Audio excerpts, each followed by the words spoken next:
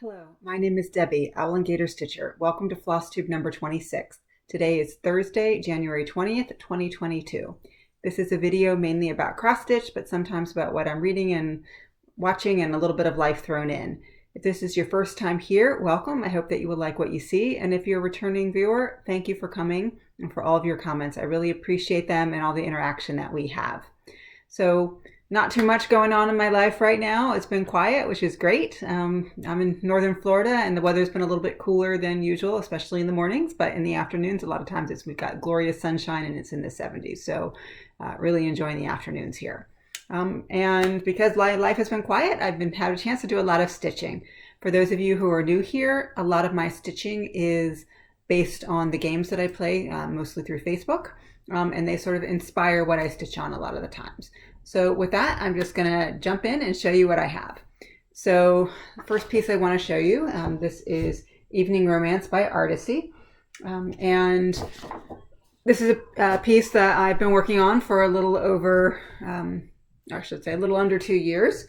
It's a little bit slow going because there's so much confetti, but I enjoy working on it, and I pulled it out to put a few hundred stitches in, mainly down here, because for the Magazine Monthly Challenge, a couple of the prompts in the Bringo game, it was stitching something in season and something that makes you go brr.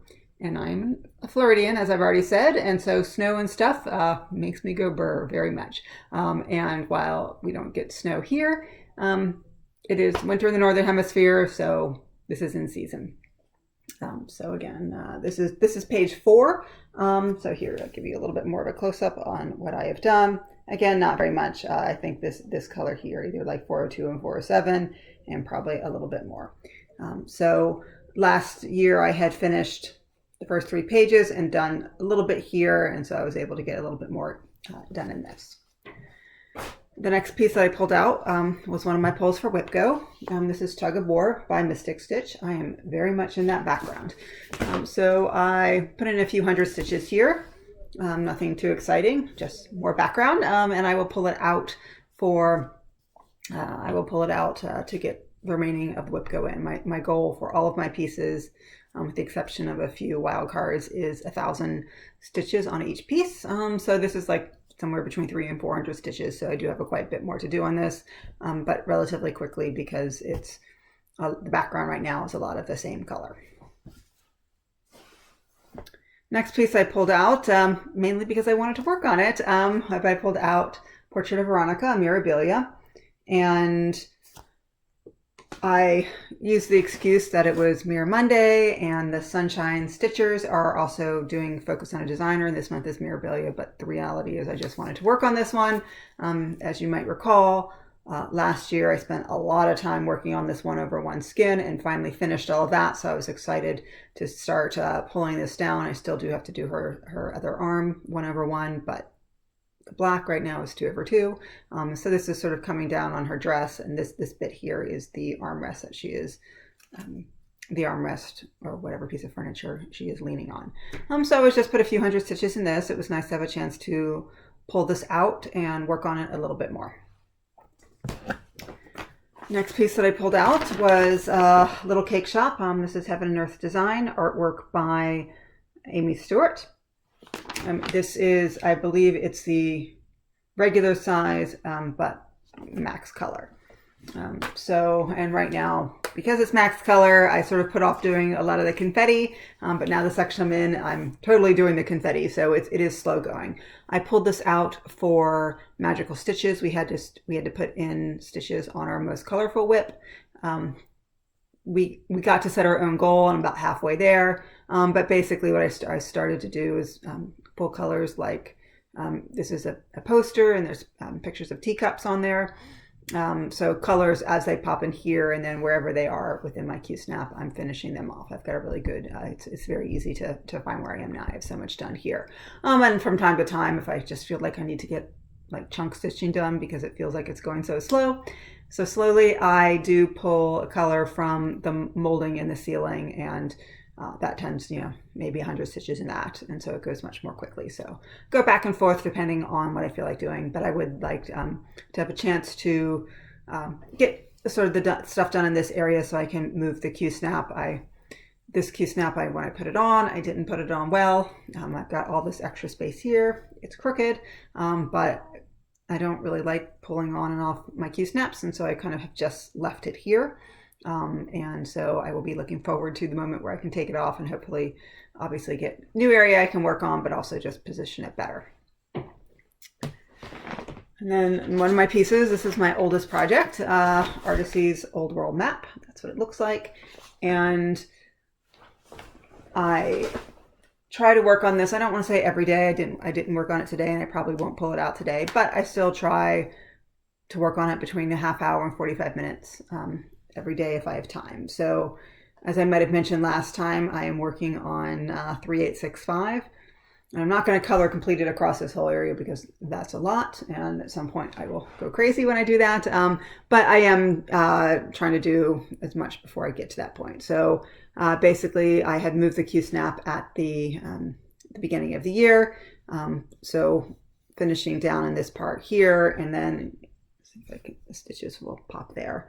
You can see sort of here that some threes there. This is the North Pole area, the Arctic Circle area on top of the globe. So just a lot there, and a little bit here in this banner. Again, not too much for you to see, not so easy for you to see at all. But I've just been working my way through that. There are, I believe, I think I have dropped below the 60,000 mark of number of stitches of 3865. So I need to start plowing my way through that and just keep working it through this piece. I also have joined a new group called, I think it's called Down Under Divas. It's run out of Australia. They have allowed people who are not Australian to come in, but everything is run on their time zones, which is fine. And one of their monthly challenges, is sort of just facts about Australia, and there's something about an ocean. And so it sort of has larger stitching numbers. So it's putting it, so I think it's either 1,000 or 2,000 into something that has an ocean. And so this fit in really well. So we'll be pushing to get that done. I joined only a couple of days ago, so I only have half a month to complete that monthly challenge if I choose to do that. Next piece I pulled out, this is Midnight Vigil, Heaven and Earth Designs, artwork by Lisa Parker. And this is the mini version.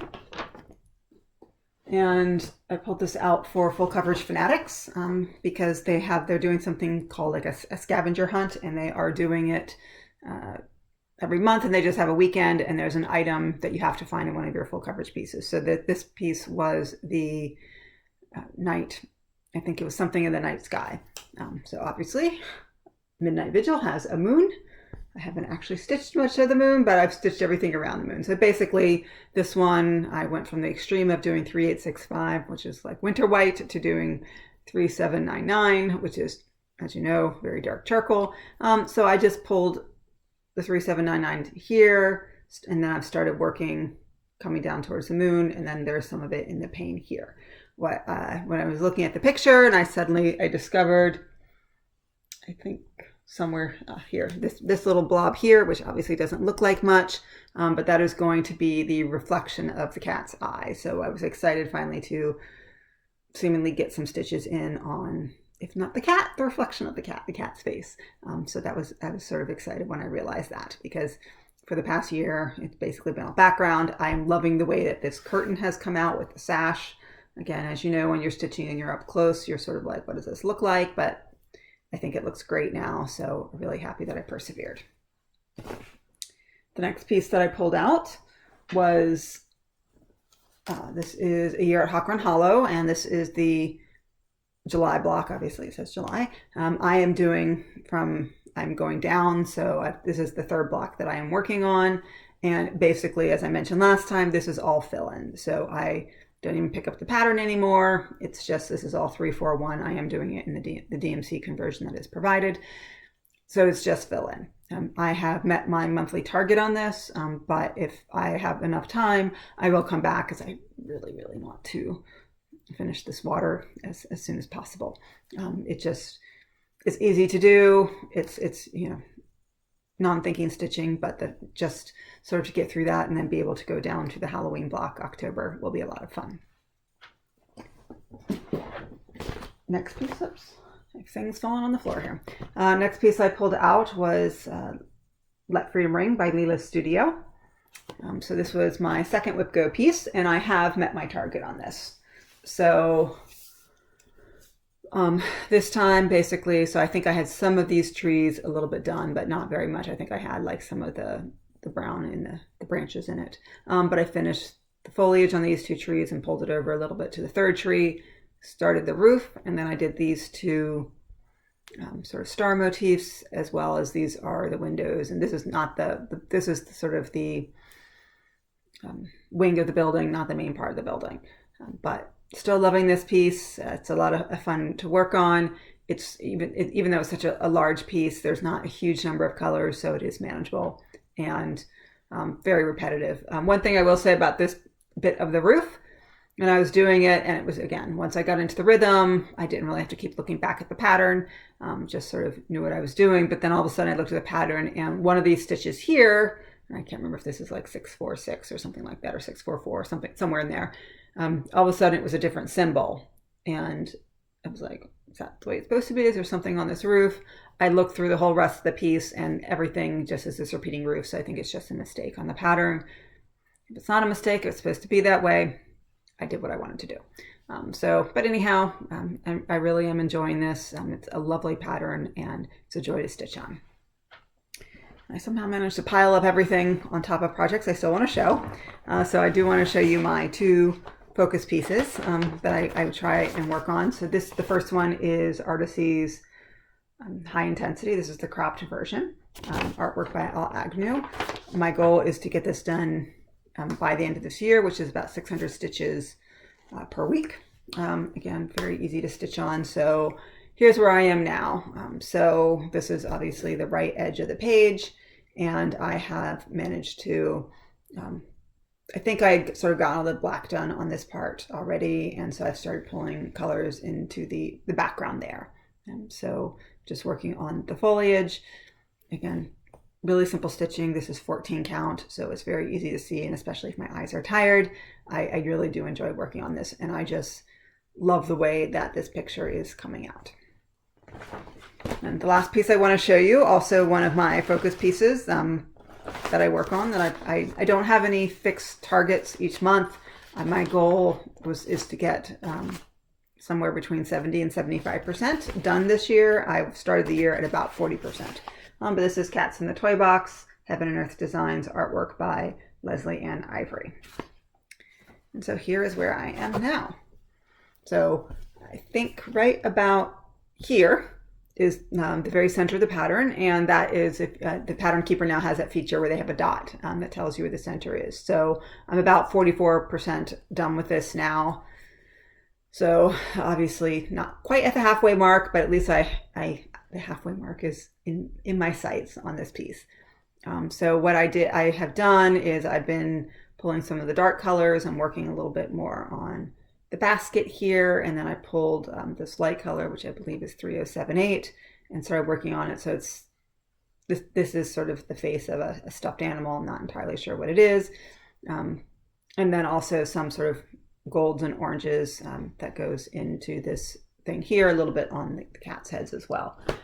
And I've asked this question before, I still don't know what these things are. There's two of them in there. So you can see this little doll there.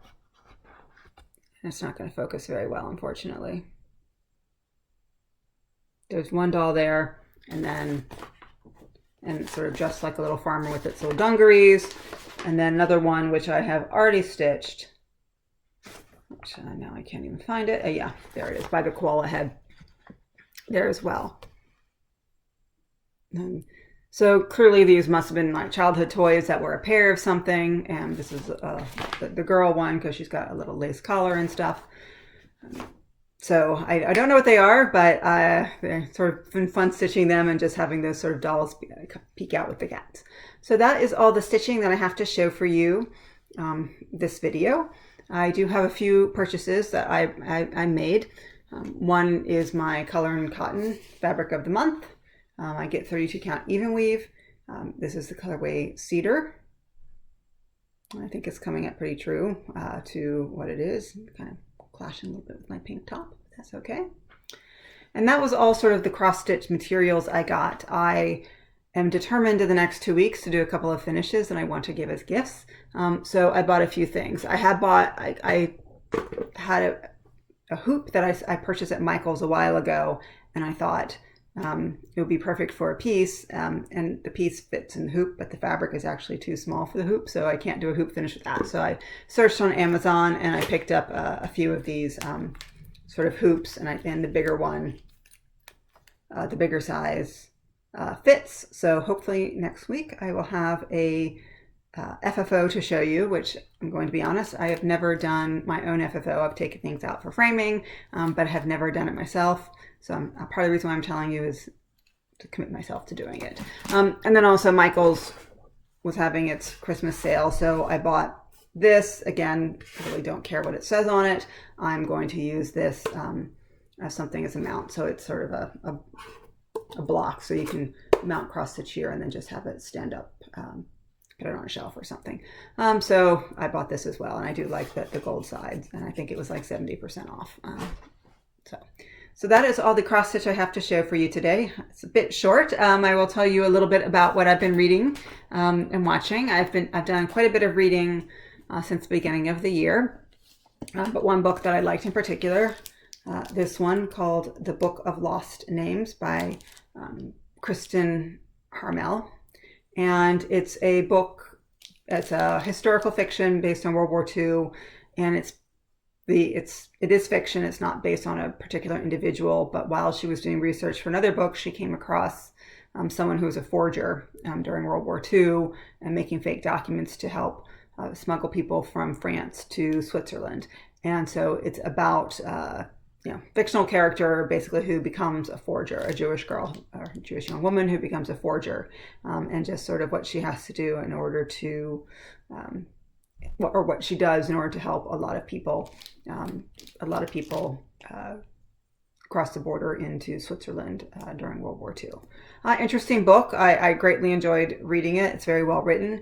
I will say the only thing I did not like about it was the end was fine, but what I would call the very end, I didn't like it so much. Sometimes things just get a little bit too nicely wrapped up in a bow. And especially when you're talking about Jews during World War II, you don't necessarily expect a really happy ending, and not everyone in this book does have a happy ending. But there is some sort of, there's a part which the story ends, and then there's sort of the epilogue, and it's the epilogue where I sort of just, roll my eyes. I didn't think it was necessary. But other than that, I did really enjoy this book. So if you're looking for some historical fiction, I recommend this one. What I have been watching, so my husband and I binge watched Ted Lasso. I think many of you are already familiar with the show, but for those of you who are not, it's a show about an American college football coach who gets hired to coach a soccer team or a football team in the UK. The team that the program starts is in the Premier League, which is the highest league in English soccer. You kind of have to buy into it, but the initial point is that the original owner of the team got divorced, and his wife got the team, and he loves this. It's a fictitious team, Richmond. He loves it so much, and so she wants the team to do really badly, so that it just sort of is a dagger in his heart. So it sort of goes so you have to sort of play along with that a little bit, but once you buy into that, it is very well written. It's Jason Sudeikis and Hannah Waddington are two of the leads, and it is really well done. The earnest American coach, and sort of going to the UK and sort of dealing with it, with all the sort of stereotypical cultural things. But once they sort of scratch the surface of that, they sort of have some characters, and then they sort of scratch the surface, and those characters they have their own depth. So we really enjoyed it. We've watched seasons 1 and 2. I think they've just started filming season 3. And as I mentioned before, my husband is originally from the UK. He likes both American football and what the rest of the world calls football. We call soccer here in the US. He enjoys that as well. So we weren't sure initially because we thought it would just play into sort of these sort of silly stereotypes, but it does play into it a little bit, but then they unpack them. So it actually makes it a lot of fun. And he even still will continue to watch it. The real team that he likes in the UK becomes, well, we know in season 3 it's going to become the villain team. And he's okay with that because it is fiction. So anyhow, that's all I have to say for you today. I look forward to seeing you again in a couple of weeks. And this is probably my shortest video yet. If you've stuck around this long, thank you for watching. Feel free to leave me a comment, and I hope to see you again in a few weeks. Bye.